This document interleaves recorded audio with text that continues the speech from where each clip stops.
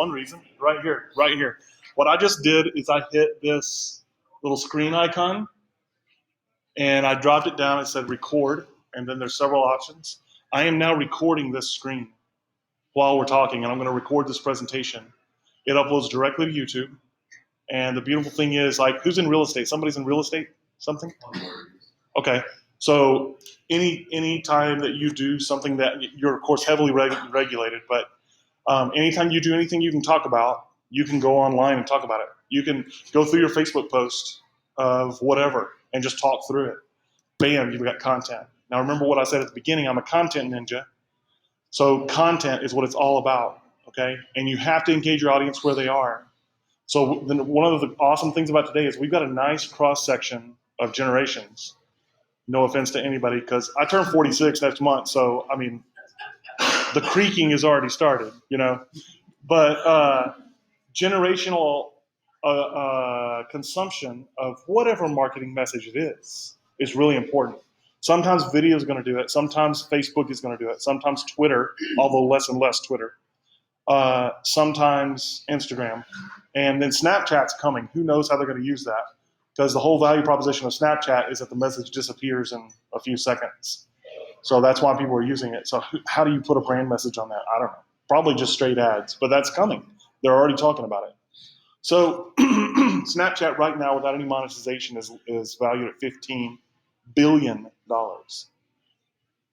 Billion with a B. It's incredible to me. That's incredible to me. So I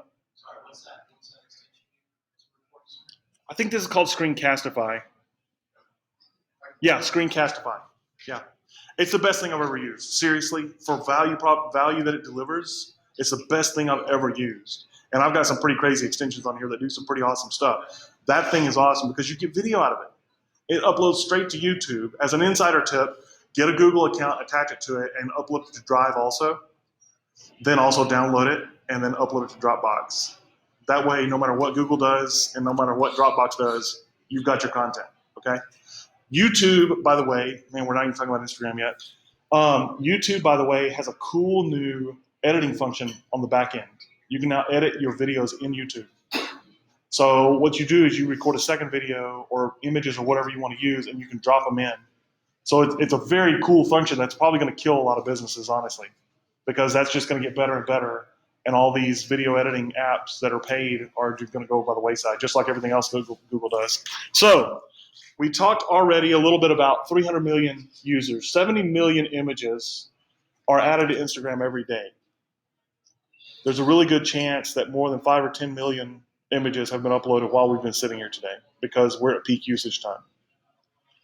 So what does this mean? Why usage? That's a big one. I mean, you can extrapolate all kinds of information from that. But what I want to do is, I just realized one of these is out of order. I'm just going to go straight through this, folks. You're going to realize I screwed up later on. Don't make fun of me. Links by brands are now allowed in post. Okay, we talked about this a little bit before, but it cannot be overstated. Hashtags are a big deal on Instagram. It's really where, I don't know if you've seen the hashtag video by Jimmy Fallon, where Jimmy Fallon and Justin Timberlake, it's really funny. Because Questlove comes up at the end and tells them to shut up, quit saying hashtag. Because for a while there, it was popular to actually say the word hashtag, and which was really a beating. It's kind of like the man bun now. Have you seen this? The man bun? It just like eats at my soul, man. I was. Yes, that's like. I can't do it, man. There's somebody who's doing that. Did you know that? It's like a vigilante thing. They're literally going around cutting guys' man buns off. Probably. Yeah, can you imagine a judge? Right, a judge actually reading that? Okay, so brands are going to become relevant. Now, again, a lot of brands are going to do this wrong. So I compare this a lot to multi-level marketing. Anybody who's in multi-level marketing, please don't get mad at me. But this is the fundamental truth of multi-level marketing. You are at the mercy of the weakest, worst experience anybody's ever had with multi-level marketing. Once somebody knows you're an MLM, you're at the mercy of the worst experience the person you're talking to has ever had. So you're already starting at a deficit before you ever pitch them, right? It's going to be the same thing if you use a hashtag that maybe, like let's say use a hashtag Miss America, and then tomorrow the Miss America goes out and says all Muslims are terrorists. That hashtag is now going to be a deficit for you, where the day before it was a benefit, right? So you got to understand the world you're in. Talk a little bit about Iconosphere. It's a hashtag measuring service, essentially. You go on there and that'll tell you what hashtags are popular. I'm going to put together a list of all the resources I gathered in my research. And if you guys email me or email on the meetup group page, I'll send that to you. But you have to be able to measure what hashtags are trending and why, and then understand them in your marketing and understand, because when you hashtag, that thing's now going to come up. Now, if you've got a really popular hashtag like fashion, for instance, fashion was hashtagged 150 million times last month. So if you use fashion, you're probably not going to get seen, but it's possible. So you have to, number one, I did a presentation a little while ago about owning a hashtag. There's a lot to that. So you want to pick a hashtag that's not really being used, but you got to pile up a bunch of content behind that to make it yours, right? So you have to dedicate. At the very end of this, I talk about build a plan, execute your plan, measure the results, tweak the plan, rinse and repeat. That's what you should be doing with all your marketing. It beats me down when I hear people say, I tried X marketing and it didn't work. That's just a dumb thing to say. So if you think part of that, any part of that, kind of lightly wrap yourself in the head a little bit, just and understand you're on the wrong track. You're not thinking about marketing correctly. Okay. Even in your networking, you should be executing strategy in your networking. Coming here today, you should have had a plan. Should have had an understanding of what it is that I want to achieve. That used to really intimidate me, that idea. Going to a networking group, having a plan. What? I don't have a plan. I'm going to go meet people. Well, that's part of a plan. But what messaging are you testing? What phrase are you testing? What connections do you want to make? Why did you pick this networking group? How does that connection fit in with your overall goals for the year? That's going to resonate with Stan. He's a big goals guy. By the way, I started writing down my goals every day. I have not achieved that, but that's been a goal. You see what I did there. But you get on the horse and try again the next day, right? But Brian Tracy said that, and it's powerful. Not type them, write them down. So you got to understand what you want to do. So when you're using hashtags and you're using messaging, that should fit into your overall strategy for the year, and that should fit into your strategy for the 5 years. Where are you trying to get in 5 years? Where do you see yourself? How do outside forces affect that? How does Instagram work with that? That should be part of your thinking.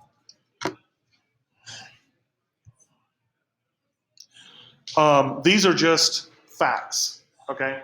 These are facts about Instagram posts that I've found through some research that I did. Faces and images are going to get 38% more conversions.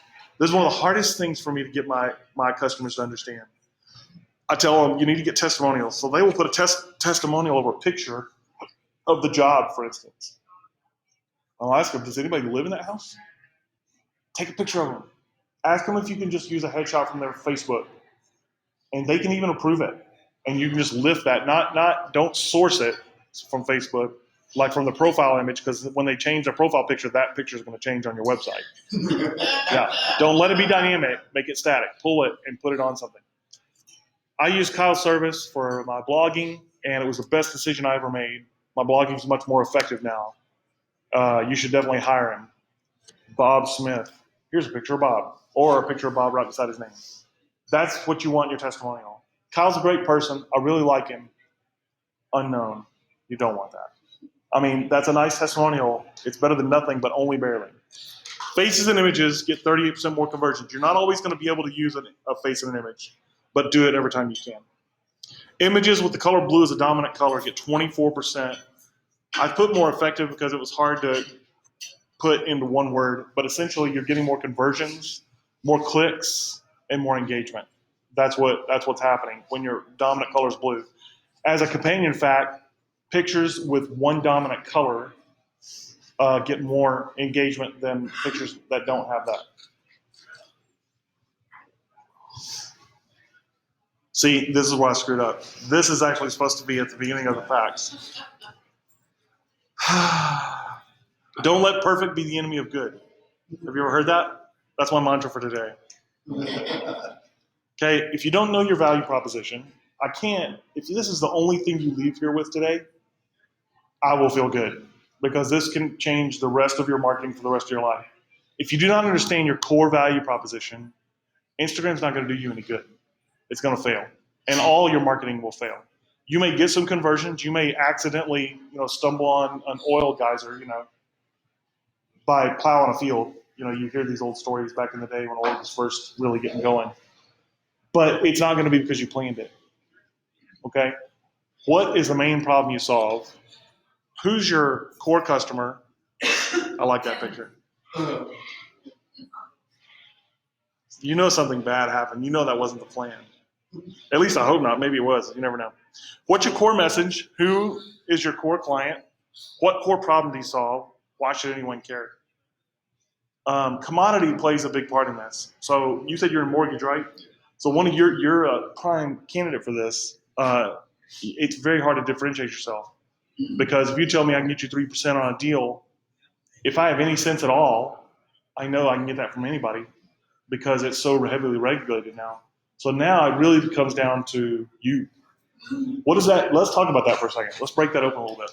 What should be your strategy on Instagram then? Preso, we create the Corpus Christi strategy. We get a clientele that thanks to naps we don't turn out any. We do free credit score boosting. This is normally how it works. Say it again. We do free credit score boosting. That's how we got it. So anytime people come and they can turn out anywhere, because on services we have to have minimum credit score such and such. Right. We don't have that requirement. If they're lower, we just let them get there for free and they get lots. So that's worked out well for us. That's kind of our. How are you going to execute that on Instagram? The problem is we can't execute that with the guidelines and rulings of our marketing. So you can't broadcast that message. Yeah, that's the hardest part, especially because we're with a corporation, which allows us to offer the stuff, but then it's so heavily regulated that really our building side that I own, the construction company that we own, we're able to market that so much better because we can put it on this. Right. But there's a difference here. Forget all the construction. Let's pretend it's you, mortgage, that's it. Right. What should be, since you cannot differentiate on even service, it's hard to differentiate because of what you can't say. What should be your strategy on Instagram? Let's think about let's start with this question. What are people buying then? If they choose to go with you, what are they buying? Friendly team. That's what's hard. But relative to you, what are they buying? Huh? There you go. So then on Instagram, what should be your strategy? To promote myself. Hobbies? What do you love to do? Seriously, what do you love to do? You play football? I did. And then I love it as a sport. And also, for 20 years I've taught competitive ball and dancing country. And I do a charity work where I can dance with realtors and I choreograph and raise funds for stuff like that. The dancing thing's a gold mine. No, I would take $40,000 last month for a charity. Yeah, I'm talking about Instagram though. Oh. I would do Twitter and Vine videos. I'd take pictures with dance partners and people that you've taught, and especially if you can link that to testimonials. I had 4 left feet before I met Dante, and in 2 months he turned me around. Blah blah blah blah blah. Link that. Now here's kind of a ninja SEO strategy. DanteDanceTeacher.com or DanteAustinDanceTeacher.com or what's your last name? Miller. DanteMillerAustin.com. Is Austin your home base? No, it is. Okay. It was purpose to Okay. But you see Austin as being for a while. Yeah, I had to. Yeah. Okay, all right. So you get that domain, you list your testimonials, your hobbies, and think of each hobby as a silo that you're going to fill with content. So dance teaching, dancing. These are all things you're going to do. Take pictures, shoot videos, get people to shoot a video of you dancing, and then teaching people, talking about it. Talk about your principles for dancing, things like this. Every one of those, put an Instagram photo in. And then you can link out to your Instagram account. And you could even have Dante dancing as an Instagram username, as an account name. So what this is going to give you is a couple of things. On Instagram, it's going to give you a lot of relevance and a lot of engagement. You can link to your mortgage stuff. This gets you out of your compliance issues. You're not going to have to try to stack all that up. And I don't think they're going to get after you for that anyway. Yeah, they don't give me hassle if I link to it. As long as I use their website for the link and it has all the legal stuff. So as long as I don't specifically address unique situations that works, they don't care. Right. And obviously, as I don't post things that are negative for them as well. So, Right. they don't have a problem. They're getting a lot of advertising out of it. The company puts signs in all these events. So Yeah, perfect. There you go. So, but what it gives you, the second thing that it gives you that people don't understand as well, is it gives you organic placement for your name. And what you really want is you want about 3 to 4 pages full on Google when you search your name. You have I don't know if there's any, like for me, there's a hockey player that played for UConn, and he comes up higher than I do. Then there's some other professional something, like soccer or something like that, and he comes up higher than I do. I'm never going to displace those guys until they've retired for a while, because the publications they get are going to point back stronger. And maybe if things go really well for me, maybe I'll get that much publication. Forbes and Wall Street Journal and everybody start pointing at me. That'll be great. But so I'm not going to say never, but it's unlikely. But after that, like if you do Kyle Bailey Austin, I own everything on that name. I've got tons of images, videos, Instagram account, for instance, Twitter, Facebook, all the social, all that comes back in your organic listings. And if you do it well enough, a lot of times you're going to get triple hits for each social media profile. You'll get one for your profile. You'll get probably one post. And then if anybody's referenced you in that, you're going to get that too. So again, we get back to your strategy, right? So who understands the difference between strategy and tactics? Anybody? Tactics being more sort of logistical, like the action you do, and strategy is kind of like overall, kind of like what you want to do, like what's your goal. That's exactly it. I think an easy way to remember it is tactics fulfill strategy. Yeah, exactly. With a bad strategy, no tactic is good. If your strategy is flawed, and this comes back to sales process, if your strategy is flawed, no tactic will work. No tactic will be productive. But a good strategy can overcome even bad tactics. But I think of it like this. A general's on top of one hill. He's got his core officers who direct his army. He's going, we're going to go take that hill over there. You guys go figure out how we're going to do it. So that's strategy. There goes tactics. Okay?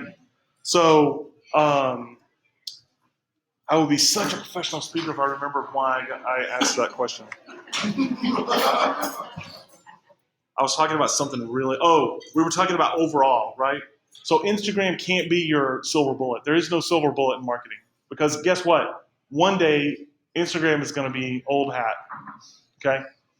Like Twitter is now. Twitter is old hat, and Twitter's become a lot of noise. There's a lot of noise on Twitter. You have to really work hard to be effective on Twitter. You don't have to work as hard right now to be effective on Instagram. So I'm going to ask these questions again because I really believe that everybody should ask these questions every day. What's your core message? This comes from your core value proposition for yourself, your core values. That goes to why you're even doing what you're doing. You should try to remember back why you started doing this in the first place. Like, what do you love to see happen in your business? What's your favorite thing that happened in your business in the last 30 days relative to a client? It can't be about money. If it's ever about money, you're on the wrong track. Think about the people that are involved in it, and you're going to be able to connect back to something you can put out on Instagram. You can't consistently say, like, somebody did this. They signed up a really big client, and then they put on Facebook, woohoo, just signed a 6-figure deal. I'm going to go buy a Maserati or something like that. Well, how does that make the client feel? Like they were just a number. They were the next notch on the belt, the next high to tack on the wall. And he lost the deal. Because the idiot didn't understand that he put a 30-day out clause in the deal.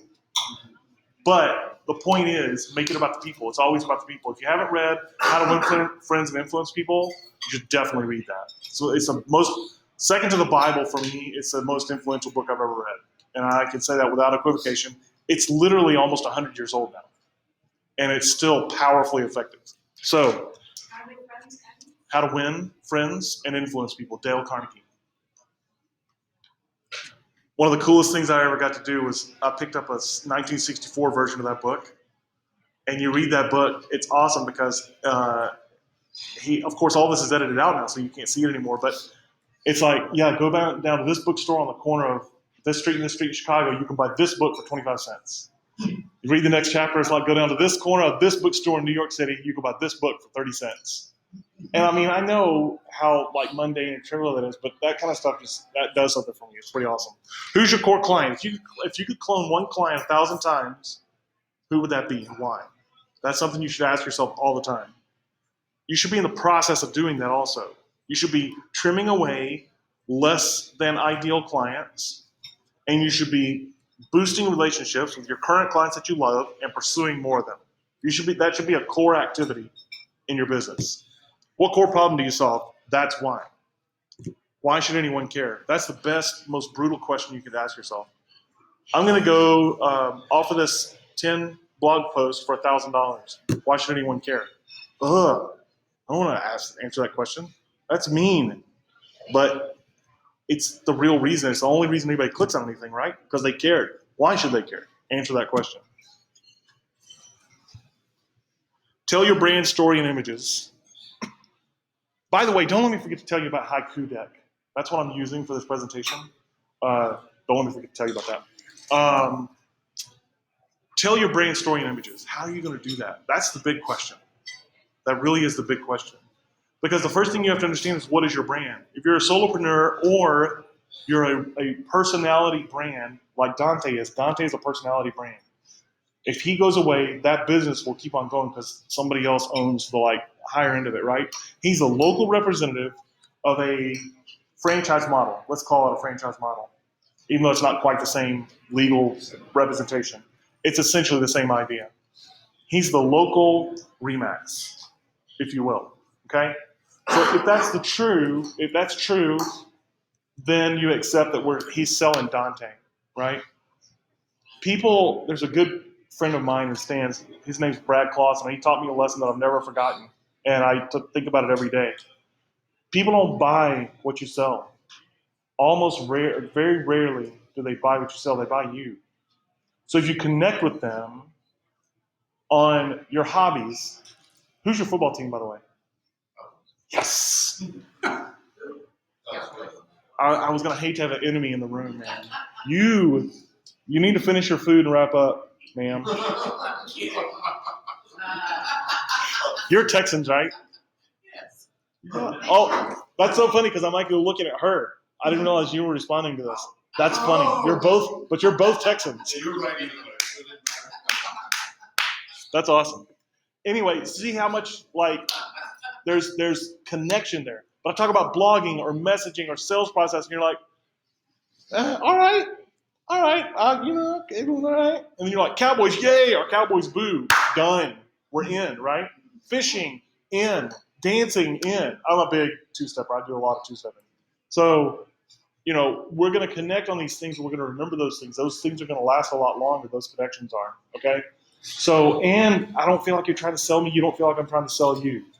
That's what I was at the meeting yesterday. When I first thought of what I just mentioned just real slightly about just finishing the answer to the and then afterwards, hey, when we compact lessons, I was like, it wasn't even the subject of it, but that's the only thing that retained in mind. That's it. Well, one of the things Brad and I used to do, Stan will remember this, is we would be sitting in the back of a room and we'd see all these, 1-minute introductions, and you just get wore out because you can't remember it all, right? And so we would try to come up with unique things to say or do. And one of the things I would recommend to you to do is do a step, like some complicated step, and go, this is a Roomba, whatever, 6-step, whatever. That's what I do. Everybody's going to remember that. Everybody will remember it. Tango, I just started off a couple times and it kind of got easy. Hard stuff, but is that the one with the rows in the teeth? Yeah. Everybody knows it just from seeing it. They don't even know if it goes right. Right. But what you could, oh man, I wish I could do this, but I don't know how to do the tango. If you could get somebody in the room that knows how to do it, and then talk through your introduction while you're doing the tango, Nobody. I mean, people talk about that for years. No, that's what I was saying is that normally they don't have a partner at the time that I'm doing it. That's Right. where you're kind of stuck is you got to have a lady willing to get in front of people to do something. Yeah. Or yeah. guys, doesn't matter. Usually they just If you can get a girl that would handle it and the room can handle it, I don't know if this is offensive. I don't think it's offensive. But if you could get a girl who would go along with you and act surprised that you, because the tango is such a like involved dance. Right. You know, it's not light reading, right? It's not like so, and then act surprised and like, what are you doing? And you're just going through the tango, you know. Anyway, I always think about stuff like that because it's fun. I once rapped my intro. That was fun because we had a mic that we were passing around because the room was so big. That was funny. Tell your brand story in images. How are you going to do that? Any ideas? Any thoughts? I'm going to use this opportunity to dip this bread in this sauce while you tell me your thoughts. Tell your brand story in images. How are you going to do that? My brand is repurposing things that have been tossed away. Mm-hmm. So, or old things. Mm-hmm. So my pictures would be just the image before and after. So I got it kind of easy. Upcycle. That's a big deal in that niche. Yeah. I'm in insurance. I can't think of a thing other than we're the insurance agency. It's on Mopac, and there's a bright yellow car. It looks like a little working ship. And it's between Steph and Far West. If you're driving down from Mopac South, almost everybody has been like, what is that? So it's like, I can't think of anything other than picture. Why not? What's the matter with that? Well, it's like it doesn't tell what I do. I mean, now if I put the name next to the logo, yes. But you're in the same boat he is. Branding isn't always about what you do. Right. That's what it's So, But you're in the same boat he is. our cars are like freaking bright yellow and black and bright yellow stickers and everything is this crazy. Okay. Or you could say the least fashion conscious insurance agency in Austin. Yeah, Jordan would kill me. Well, Yes. We'd be right with a little bumblebee and then have like a. you don't come to us. Hey, listen, brands have done this. You don't come to us for fashion. You come to us for insurance. Yeah, well, there you go. There's a guy that's like super, he's 27, he's like all over social media. And he has a new slogan. He says, it doesn't always pay to be fast. Slow down and look at your insurance. So I was like, that's great. It's not bad. Not bad. So, anybody else? You're making me feel really good, by the way, because if you'd come up with these ideas, I would feel kind of like, oh, everybody knows this. Okay, so here's a couple of ideas. You can, first of all, know, like, and trust through images is just through the roof. You can't even compare it. There's no comparison. People will see an image and engage with you on a visceral, emotional level faster than they will with a blog or a piece of written content, and maybe even faster than video. The thing about video is it's effective, but it tells me what this is about. I can look at this image, and me and Stan and Sally are going to come up with 3 completely different kind of responses to this image. Why is that? It looks like different eyes. Different life experiences connected. That's it. We're attaching parts of ourselves to that image. But a video is going to tell me what this image is about. So it short circuits that process. So there's a powerful thing that happens in certain images. Not every image is going to do it, and you got to know your audience.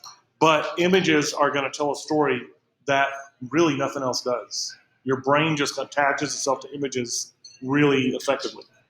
Engagement, seeing is believing. We know all these things, but we don't always attach it. So direct engagement tips. This is how to tell your brand story in images, okay? One way is if you've got let's say you've got an upcycle tips ebook. You could put a picture of your cover with a price on it, and now you can put a link in the comments to the Amazon. But if you couldn't, you could put you could watermark the link to Amazon. It's not going to click to it, but they'll at least have the link, right? Okay, that's one way to do it. A price on the image is going to be very effective. There's a company. I'll put this in the source material that you need to email me to to get, but it's essentially the resources. There's a company, I think it's called Like to Know. What they've done, evidently they were one of the first ones to be able to use. They're probably in Instagram's beta test for brands using links, and you can actually look at the things that are listed, the clothes or whatever they have. I think it's mainly targeted towards women because when I went and looked at it, I didn't see anything that wasn't on a woman. I think it's all like fashion things. But you can click on that and it'll take you to a list of different providers for that outfit or whatever. But prices on an image are going to give people a sense of kind of where you are and things. Obviously, it doesn't work for everybody. I don't think it'd be wise for you at all. Unless you're going to say something like, is a 3% loan possible? You know, is 3% still I possible? know, that's my word. What'd you say? But that's word. Yeah. Well, that's, you know. But in real estate, or at least the village side, the house app is something like HOUCZ, where it has pictures of really cool, like remodels or designs. Mhm. But what they'll do is they'll have like a little price tag hanging from like a light fixture or a cool little tub, and that'll engage you more to where you were more interested. I wonder what it would cost to have that or whatever. And then if you were a remodeling company or whatever, that might get you some gigs or whatever the thing is. It doesn't really work this, but it's that same idea. Yeah, houses. I had never even heard of it, but I do some representation for a remodeling company out of Dallas. They blow me away. We use it on every client we have. I mean, they bring it. We do. How long have you used them? Well, like 2 years, year and a half. It hasn't been that long. We've been using it on every. I don't understand how I've never heard of it. I don't understand. No, it's the weirdest thing. And then one client brought it up once, and then now we're building a house for a dog lover, and he had this shower stall thing for a dog, and on a house thing, replicating, and it's easy for everybody to know what we're replicating because we can visually see it, and we kind of get really fantastic photos of different things and easy to search. So we're good. Nice. All right. Another thing you can do is you can watermark your logo onto an image. If you're not doing this already, you should definitely pick like 50 images and go find somebody who can do this. I can get it done for you. 50 images, you can probably get that done for a couple $100. That might sound like a lot, but when you think about the fact that these are evergreen, unless you're going to change your logo or something, you're never going to quit using these. And nobody should have any problem. Like your company shouldn't have any problem with this. Yeah. I can't imagine. Right, it's just the logo. But see now, you can take pictures of the sunset in Austin, logo. Take pictures of the bats in Austin, logo. Pictures of South by Southwest, logo.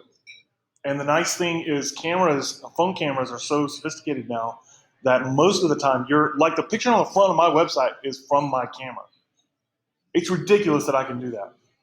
That is just unfair to every camera manufacturer that's ever existed, but it's true. So you can take pictures, you can take little quick videos and watermark your logo on those things, and that's going to imprint your brand. Now, it's probably not going to lead to direct business, but again, strategy, not tactics. If you hyper-focus on tactics, you're going to fail. Remember the faceplant guy? That's you. Hyper-focusing on I like that. I just realized that looks like he's like, like he's really looking down at the thing. Like, this ant pile is not working for me. So, watermark your logo.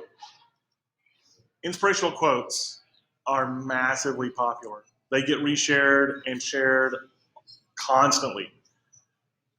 Put just a little bit of you see how this is done here? See right here? This is these people. Now, I would put it a little bit bigger than that. I think this probably don't you think this is like a 20-year-old who did this? I had a friend of mine the other day. Huh? Mm-hmm. Yeah. They're not Instagram's a much more personal, but you got to think about your brand. Okay, Twitter and Instagram work really well together. I think Facebook works pretty well, but Facebook's getting pretty medieval about not allowing things posted on other networks.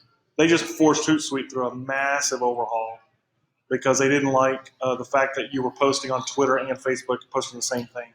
They want posts on Facebook to be on Facebook. So who knows? And I'm going to tell you something right now as an aside. If your core strategy involves Facebook, you're probably going to fail because Facebook will completely revamp your ability to interact on Facebook at no notice, with no notice, I mean, listen, I used to have 5,000 friends on Facebook. I actually was beginning the process of selling a service of, look, I'll get you 500 friends because I could push out an invite to go like this page or go be friends with this person, and you're going to get 10% every time.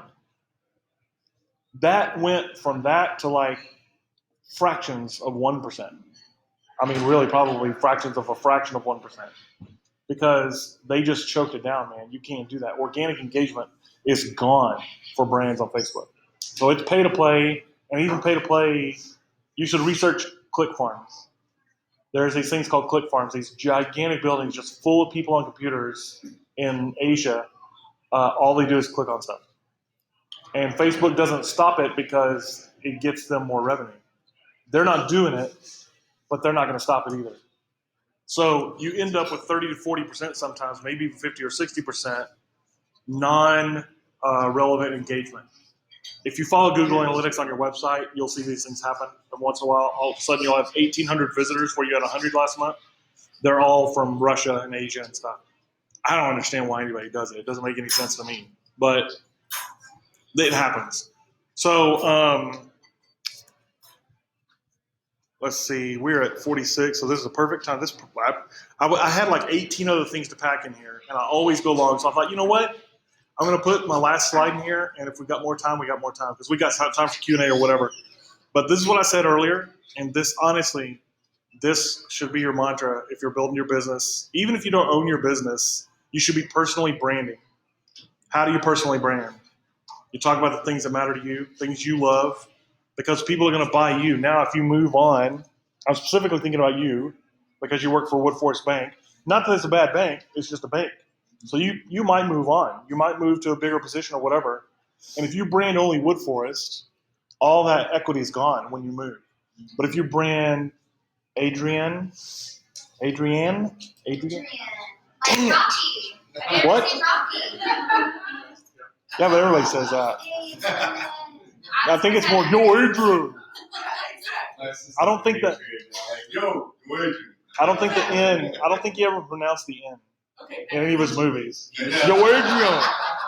Adrian. That's what I'm calling you from now on. That's my brand. You should do that in all your stand-ups from your just when you think of banking, think, yo, Adrian. Just be sad. Yeah. Adrian at yoadria.com. Well, the problem I have the same thing is we had a company called America's Choice Home Loans when I put my license. Say it again. We had a company called America's Choice Home Loans when my license was with, and we marketed the heck out of it. It did really good. Unfortunately, they turned out to have some problems in the back end and didn't let us move where we went to, hire where we went to, and things got a little rocky with their underwriting and stuff.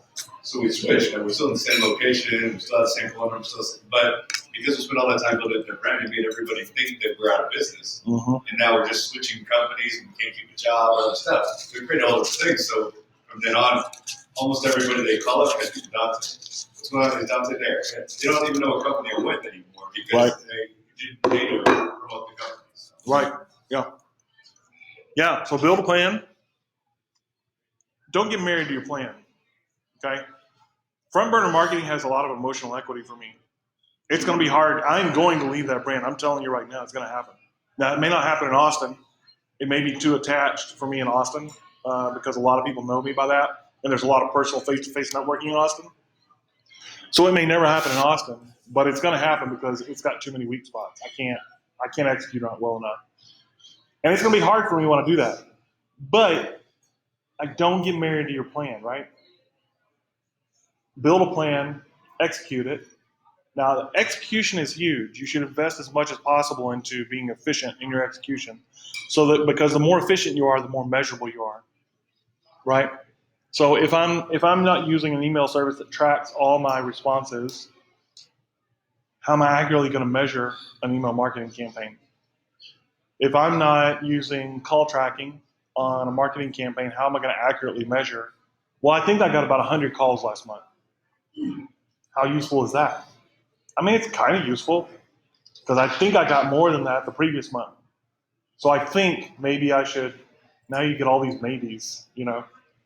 So there's all these tools out there that it's almost free to measure these days. Google Analytics is free and it's powerful. It's a very, very robust service. If you have a brand that you can't attach Google Analytics to, go start a blog and start messaging on it just to see what messaging works. Blog, you can start blogs for free, but you can get a WordPress domain for $10 and host it for $100 a year or less. There's no reason for you not to have a domain that you're blogging on because it allows you to test messaging, test images. The one thing really important to remember about social media sites is they own that equity. They can cut you off at any time. I've got a Twitter profile I was managing for a client. Twitter just turned it off. They shut the account down. And I didn't do anything. I wasn't even doing, like right now I do the whole follow 100 people a day thing, unfollow. I wasn't even doing that yet. I have no idea and they won't tell me. So it's like I'm helpless. I'm completely helpless.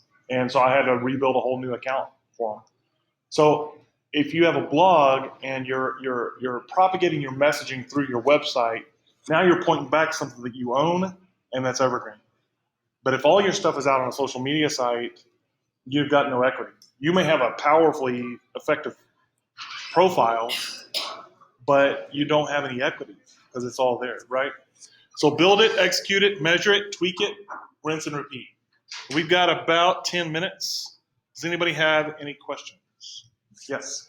At the beginning, you mentioned that when you're having hashtags and you're attaching them to your images, that it's best to own your own or start with one that's not very used. But I think you mentioned own your own. Yeah. So what do you mean by that? Well, give me a subject. What's a keyword? What's a subject for your business? I mean, do you wash dogs? Do you wash cars? Do you paint houses? What do you do? I mean, like health. That would be about health. Okay, that's too broad.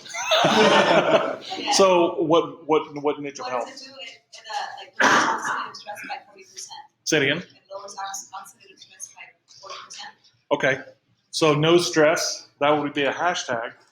No stress Austin is going to be a lot tighter. So if you wanted to, the first thing you do is search it. No stress Austin. See if anybody's using it. You want a hashtag nobody's using.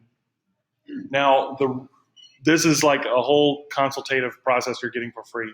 So if you don't like it, I can't help you. You need to like load, if you think of a bow, you need to load the biggest, baddest arrow that you can before you let that sucker go. If you go out and own a hashtag and you don't have any content behind it, anybody can steal it. Because I promise you, tomorrow I could have 100 blog posts on No Stress Austin, all hashtag, all with images. I could even embed videos if I wanted to own that. So if you've got it out there, you need to have content behind it. So the best thing to do is to build a bunch of content that you own and then begin to post on it. Use a syndicator and post on it every day and talk about it every day. Tell people to search the hashtag. That's a big one that nobody does. So put out on Twitter, hey, search No Stress Austin for our special offers, whatever. No Stress Austin for the best health conscious happy hours in town. A lot of people would dig that because a lot of people will love happy hours, especially people like me that network a lot, but I really don't want to ingest 8,000 calories. And if I go to the Italian bar happy hour, I'm going to ingest 8,000 calories. That's why I don't go to Italian restaurants because I love them too much. That's why I don't buy ice cream because I tend to eat it in cartons rather than bowls. So health conscious happy hour, that could be a hashtag. Healthy happy hour for health. There's lots of things you can do around these hashtags, but you want to pick one first. At the end of like a 5-year campaign, you should have like 10 hashtags that you own. And you can tell people at any time, you can embed, I don't know if you know this, but you can embed Twitter searches. And probably in Instagram, you're eventually going to be able to do that. So you can take a search and then you can take that, Twitter will give you a code, and you can put it on all your blog posts. So that not only the blog post they're reading is going to come up under that hashtag, within the blog post itself, they can click and go out to Twitter and search all your other content. So that's how you own a hashtag. But you need content. You need a lot of content. One thing that's easy to do is take pictures of yourself every day, No Stress Austin. Whatever you're doing, that's doing that thing. Or take pictures of the thing that's doing it, right? That's a lot faster than blog posts. Blogs are tough for a lot of people because it's hard to write. But, I mean, I write a lot and it's still hard. But that's how you own it. You own it by picking one that's close enough to your core idea that it's not going to be off topic, but it's got some kind of qualifier in it that makes it not the thing that everybody else is talking about. And if you do it right, I mean, you can search all the popular hashtags. Like, for instance, fashion is a big one, but you don't want to go after fashion. So then fashion Austin, that's probably still big. But maybe fashion Austin TX, fashion Austin Texas, fashion ATX, ATX fashion, Austin fashion. So does that answer it? Yeah, I mean, but like for me, for example, it's not so much the product because you should be branding yourself. So, and the business that you're doing. Mm-hmm. So, Well, the business you're doing is a problem you're solving. So that's really where you want to concentrate. What problem are you solving? You said reduce oxidative stress. Okay, that's a term has anybody else ever heard that term? Okay, so that means you got a little education curve there. yeah, and that's why, going that route is difficult. Actually, it's not though, because you're going to be able to get a message out there that nobody else is. People understand oxidation, antioxidants. Yeah, but this, for example, is completely different because it's not antioxidants. You make your own. Your body makes your own. I understand what you're saying, but remember what I said before? I can tell you what I gave you, but I can't tell you what you received. The reverse of that is people are going to perceive, and that's going to be their reality. So you have to go to what their reality is and then build a bridge to your reality and then get them to cross that bridge. You can't say this is different. I'm not picking on you because we all do this. We all do this. So it's not you when I say you, because I'm going to say you, and then you're going to feel like it's you. And it's not you. It's me. It's not you. It's me. No. So you're asking. You're always. I've said very often. I'm surprised I haven't already said it today. The first purchase happens long before anybody pulls money out of their wallet. That's not going to be a good metaphor in 15 years when there aren't wallets and money anymore. But it happens the first time somebody does something you ask them to do because they trusted you enough to take that step. So what is that step? That's what you got to figure out. So you got to educate. Everybody has an education curve. Some are longer than others. Yours is going to be longer because you've got these several concepts in here. They're like, okay, I'm going to read that later. No, it's never going to happen. So what do? How does your body build antioxidants? How do we help you do it? Those are great blog titles. 5 ways we help your body build your own antioxidants. So what is oxidative stress? 5 tips, 5 thoughts, 5 ways oxidative stress kills you faster. These are all, huh? Of course. It's linked to every disease. Right. So these are all educational pieces. The nice thing about writing these is you're never going to have to write them again. That's what evergreen content is. You always want to, by the way, everybody, make sure that if you're writing something, it's evergreen, because you don't want to waste your time on something temporal unless it's huge. For instance, the Mobilegeddon. Did anybody hear about Mobilegeddon? So in March or April of this year, Google made a massive change where they separated mobile search return and desktop search return. So if you were on page 1 for oxidative stress on desktop, you might not be on mobile. And it's all depending on how mobile friendly your website is. So that's a time piece. That's a time defined piece. I wrote on it because it was big, but I'm not going to write on that every day. Mobilegeddon. I'm not going to write on Mobilegeddon. I'm going to write on being mobile friendly, why you should be, why not being mobile friendly is going to kill your business, how many customers you're missing on mobile friendly. I'm going to write about those things because those are all evergreen, and they're only going to become more relevant. So those are the kind of things you want to write, but you need to produce a lot of that content, even if it's an image, even if it's a YouTube video. Shoot a quick YouTube video, a selfie video. Hey, I'm so-and-so talking about non-oxidative stress today. What does that mean? Glad you asked. This is how it works. Bing, bing, bing, bing, bing. Make it short, fast, under 2 minutes. Put out 2 or 3 of those a day. Put them out on YouTube. And here's another ninja trick. Write 100 words on that on a blog post. Embed the video on the page. Set the embed where they can't click the video and get back out to YouTube, because you don't want them going out there chasing kittens the rest of the day. You want them to stay on that page. Call to action. So 100 words, video, call to action.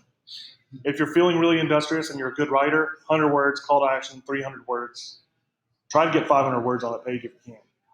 Call to action, call to action. So basically, content, I'm going to reverse it so it's right for you. Content, call to action. Video, maybe call to action. Content, words, call to action. That's what you want. So what it gives people is an opportunity to learn. They engage with video and text, possibly. Now, once you've got 15 or 20 pieces like this, hashtag them all. Then start going out to Twitter. And you need to post like 5-10 times a day.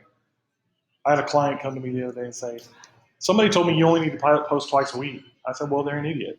That might have been effective 10 years ago, 8 years ago, but it's not effective anymore. And I've seen it happen for myself. And not just that, when you see pages and you see that they don't have many posts, you don't get interested in what they're doing either.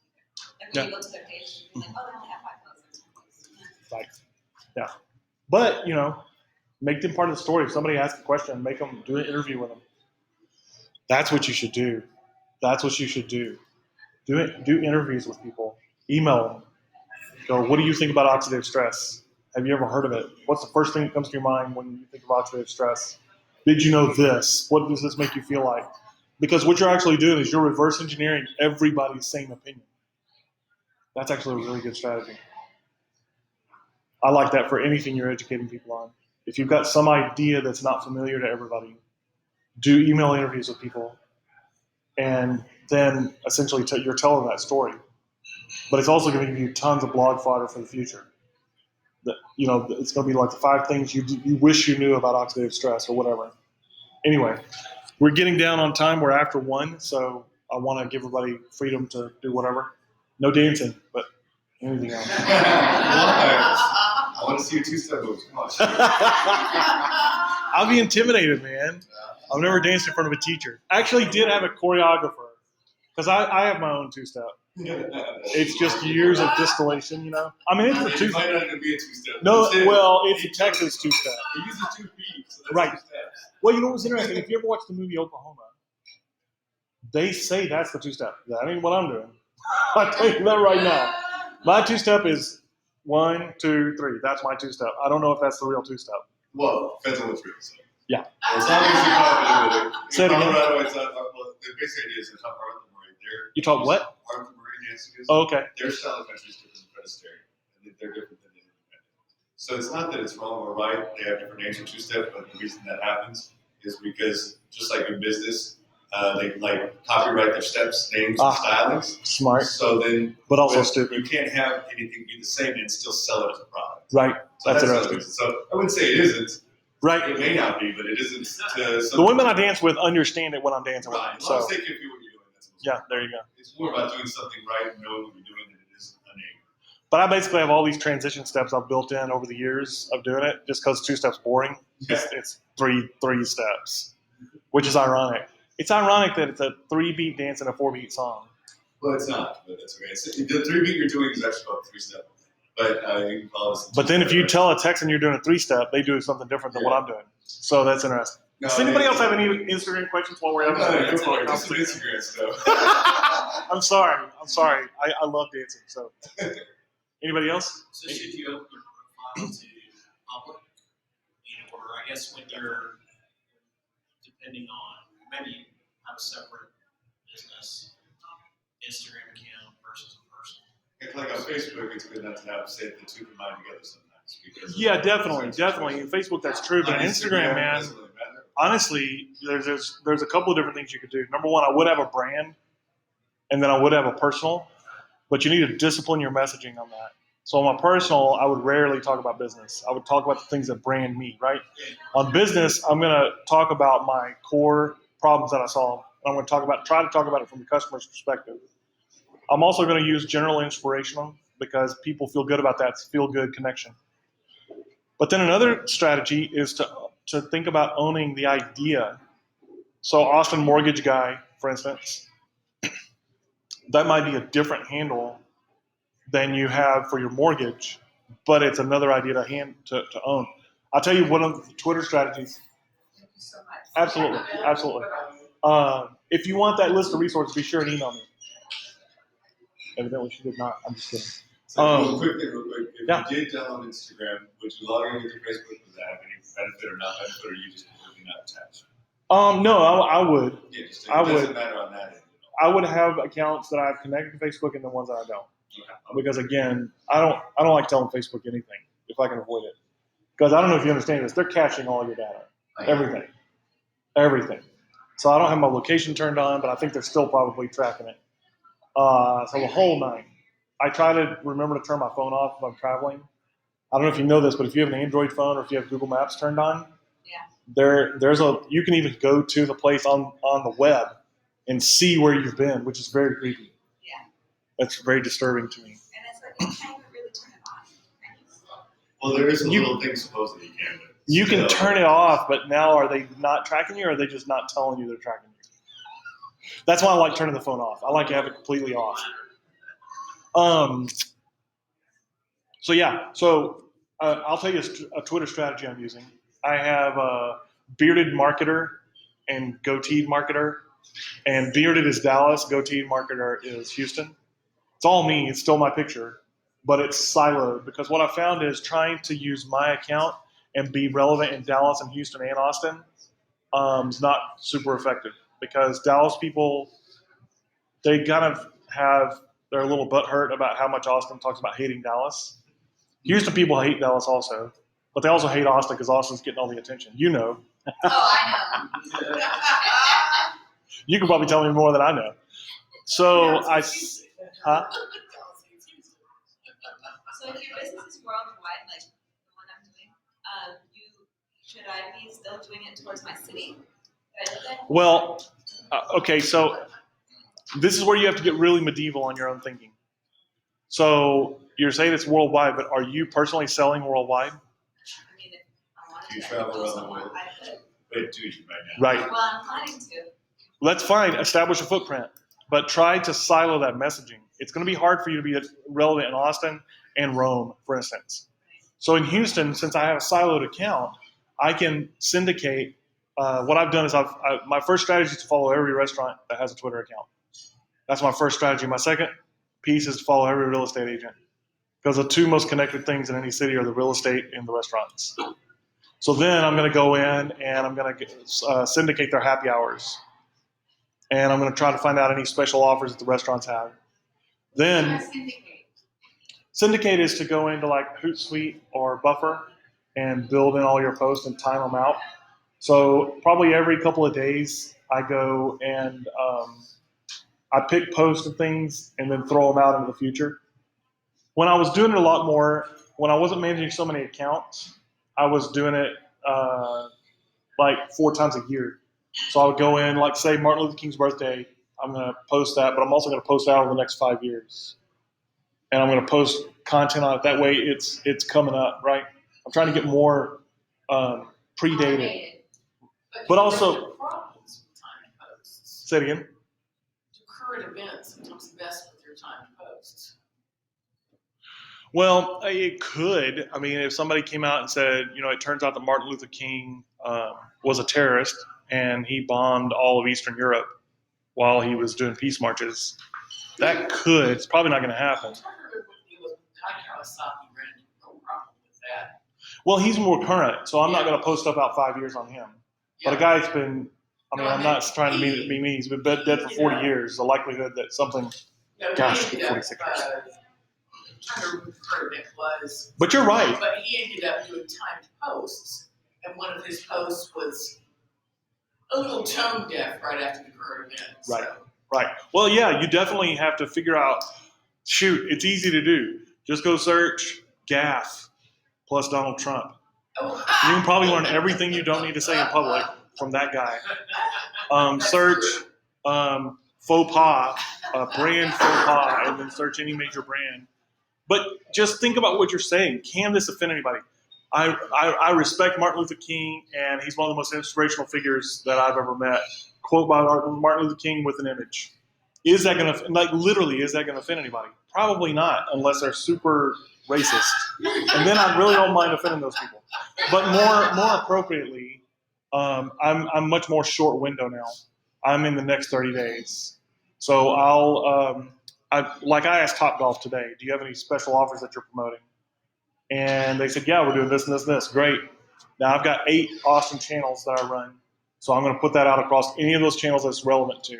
It involves alcohol, so I have to be careful with that. Are some of my people against alcohol? I'm probably not going to post that on my doctor's page. But this is another happy hour, like alcohol-free happy hour. That's going to be relevant to some people. So that's syndicating. That's what that's about. But you get back to owning hashtags and things like that with that also. What were we talking about when you asked that question? That's okay. What do you say? You use I use Hootsuite, but I'm really having an issue with them right now. Like right now, they're it's called a Hootlet. It's in Chrome. It doesn't even work on Twitter right now. For the last 24 hours, it's been down, and so it really impacts what I'm able to do on these different networks. So I'm really looking at going to Buffer, but I'm not going to pay both of them. So I'm in the paid pro plan with Hootsuite, and I'm not going to pay both of them. But Buffer's a lot more expensive. Like right now, I probably have at least 15 accounts on Hootsuite. I might have more, like 30 now that I think about it, because I have all the profiles. And I'm paying $10 a month, $15 a month. Does Buffer just let you use one account, or is it Their free version is 2, 2? but I think you start at $15 a month, and that. No. It was, But I saw it and I was like, yeah, well, I'll tell you one thing that's beautiful about it, and I'm in love with it. I love this. So if I go post a Buffer, well, I'll do it. How's that? So let's see. We got Twitter right here. See, this is me talking to Topgolf today. So I've got Buffer right here. Do you see this? Does everybody see that? Okay. There's also a this thing up here. So let's see. Let's find something. Oh, I know. I'll use my blog. A little shameless self-promotion here. Oh, people, come on. I don't know why they kick you off Wi-Fi here. Anyway, let's see. So I'm going to go to this piece, and I'm going to put it in Buffer.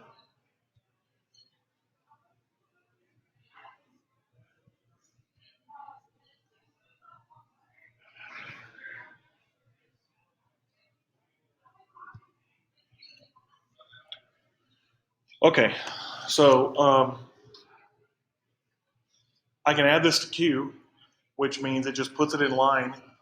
And now I can go to that queue and I can pick from any one of these things that I want to post in the future. I love that, so I'm going to do that. Then I'm going to say share next.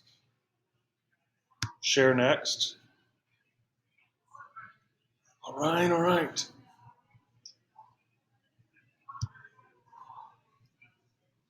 Now I'm going to go to schedule posts. I love their interface for sharing posts.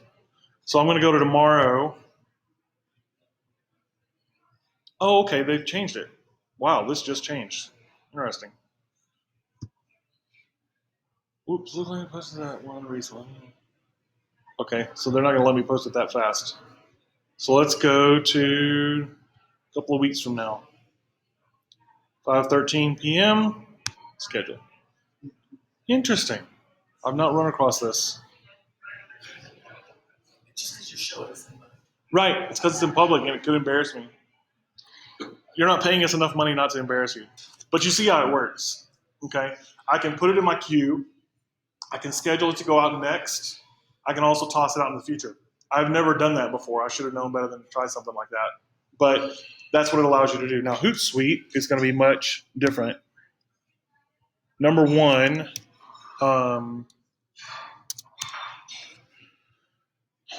half the time they don't pull in the featured image, and then you get just this big blank box there. This one says it is. Who knows? But see, used to be they pulled this title into here, right?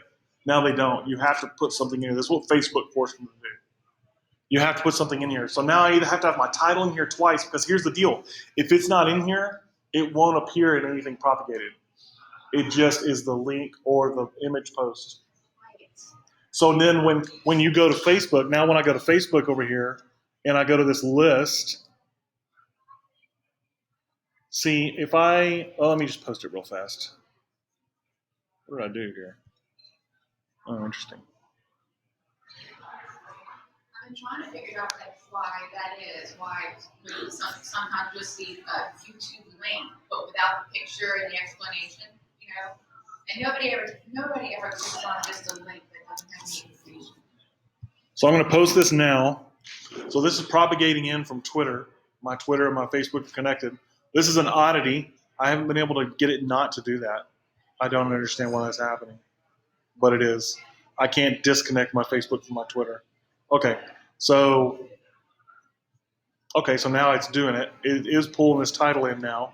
Used to be, this is all very recent. This all started happening about less than 30 days ago. It was just doing this part right here with no title. But now let's see if, is anybody on Facebook right now? That's my friend Sally. Are you able to get on Facebook?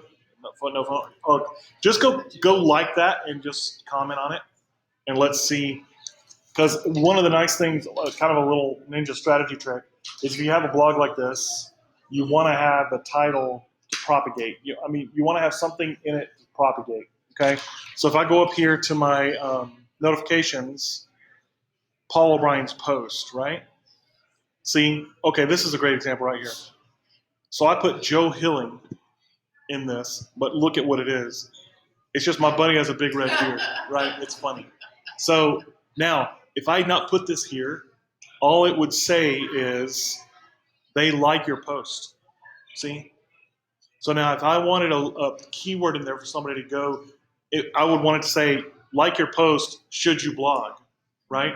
Now, okay, great. This is awesome. This is a recent change. I mean, like very recent. So Adrian Marks likes your post, should you blog? Now, why is that significant? Huh? Because of what it was. Because in everybody else's feed that sees it, it's gonna be like. That's it. Like That is it. with That is titles it. and just Right there. That's why you want keywords in your posting. Right. But if it's about blogging, I want it to, everybody who likes it, I want to say blogging, right? So that's why that's so important. So that, like I was about to issue that as a detriment of Hootsuite, but it's not. Now they fixed it. They're constantly working on this. I don't know how much you use Hootsuite, but I use Hootsuite probably 50 times a day. I use it on the Hootlet, and then I used to use it in Twitter in the body. But you even see how this is all misstacked now? This used to all be in a line, but I'm certain that it's all because of Hootsuite's code and their Hootlet's not propagating properly. So yeah, understand your messaging and test. This is a recent strategy change for me. Always putting something about the keyword in before the notifications. And that's all because I'm looking in my notifications about how my stuff is showing up, right? So if you're posting about banking or the 5 reasons you should use a local bank or the 5 reasons that a bank, I don't know, whatever, figure out your thing. I don't even know how much you can blog or if you're allowed to. But you want some version of that.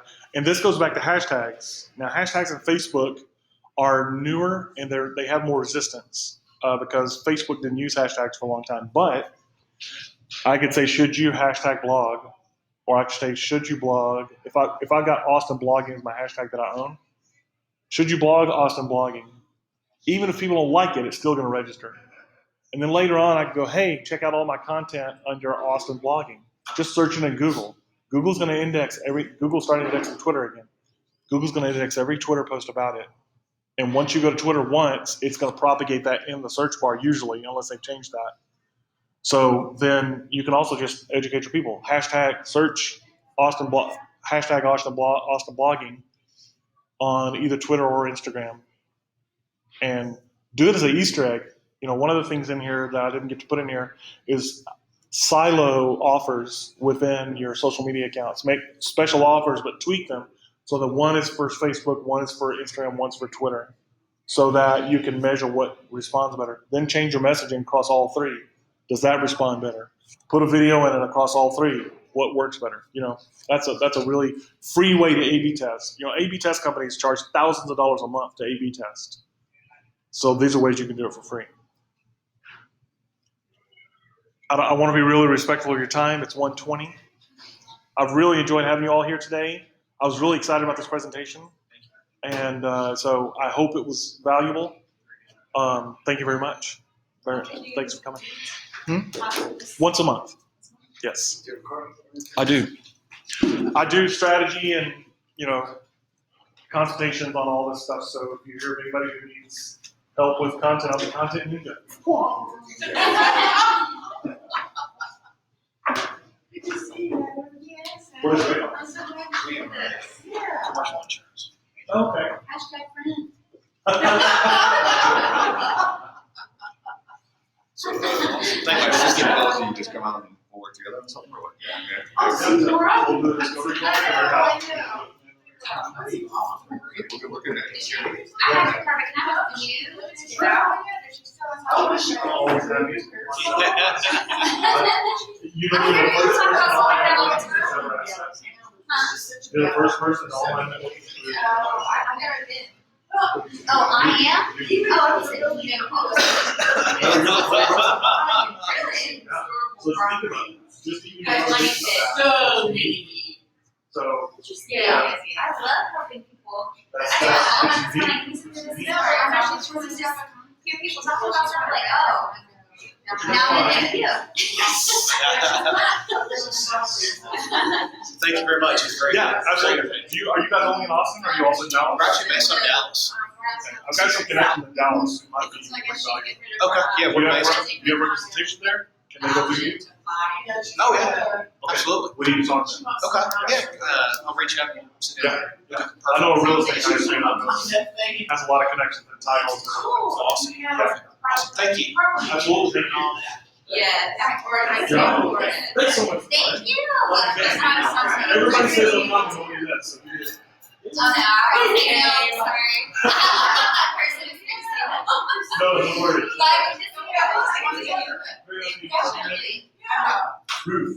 Awesome. Very nice. Thanks so much. Now I have to think about what my name thing would be on the, Hashtag. and my profile to make my name. Listen, you've got so much around health and wellness and lifestyle, and you've got a lot of options doing that. So you can own 10 different accounts. But should it be like my name? You should have one for your name. You should have one for your company.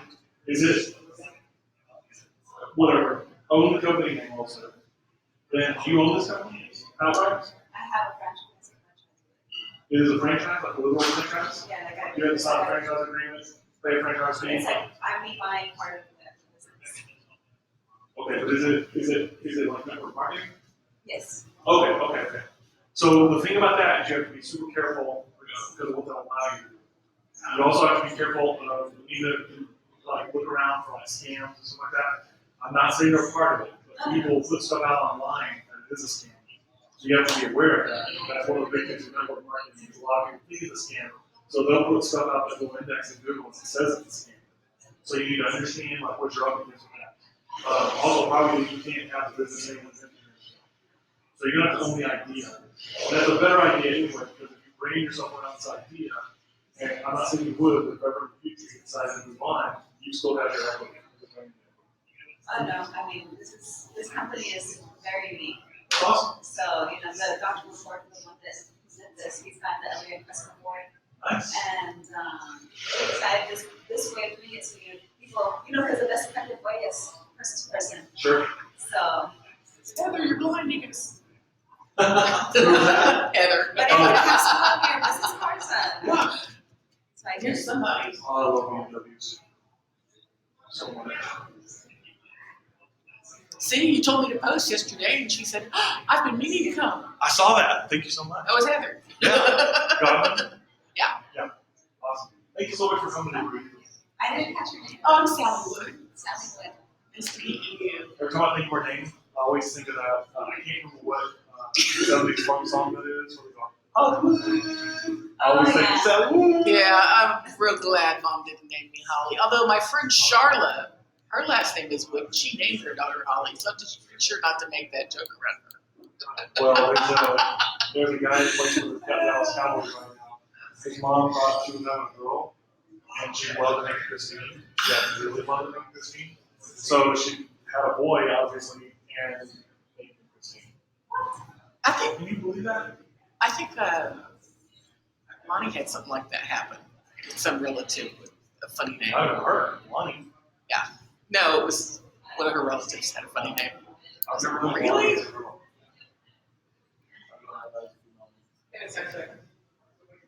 Yeah, that's I've funny. met Are a we not man supposed to be named here? Leslie. No. I'm staying. Ah! Mike makes right. I have a guy working with that. Is that okay? Oh, be we're already easy. over anyway. There's a Chrome on a Mac? What? It's Chrome for Mac. I didn't know there was such an animal. I was Okay. so distressed when I bought a Mac about Yeah. you couldn't run Chrome. Oh, I thought you couldn't. I've been dealing with Chrome for PC because the folks have a PC. And they call it their Google Chrome. And they were talking about Google, like, what? And then I figured out, Oh, I need to that's stop part recording. of Chrome. Oh. So yeah, of course,